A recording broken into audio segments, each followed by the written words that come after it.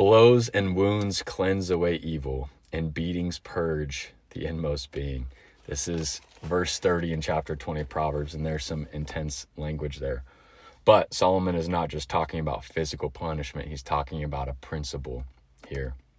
He's pointing out the fact that there are things in us that can only be corrected through consequence, through pain.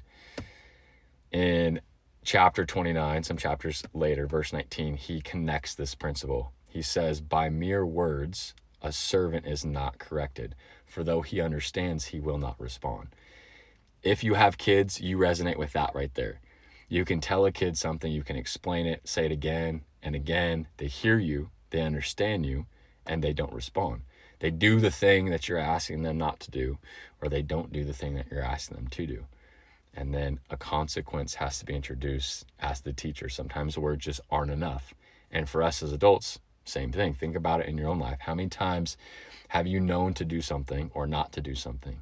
Maybe somebody told you, maybe you just knew instinctively, and you did it anyway, or you didn't do it. And then the consequence came. And so did the change because of it. Not because somebody told you something new, you already knew, but because the consequence reached a place that words were not. That's what Solomon is describing here. The blows, the pain, that's not the point. Those things are just a vehicle to get you where words were not.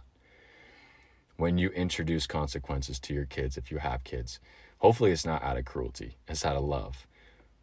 Most of the time, as adults, especially with little kids, we know better than they do, and we're just trying to guide them. And God works the same way with us. He speaks to us through his word, through people around us, through the conviction of the Holy Spirit. And sometimes we hear him, we understand, and we still don't respond.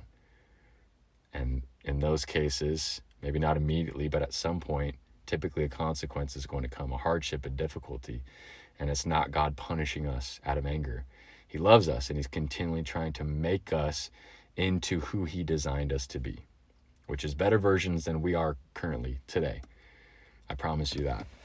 Solomon is writing this because he understood something about human nature, that sometimes we learn the hard way. Sometimes it takes consequence, but the end result is cleansing of our inner selves and becoming more like who God designed us to be.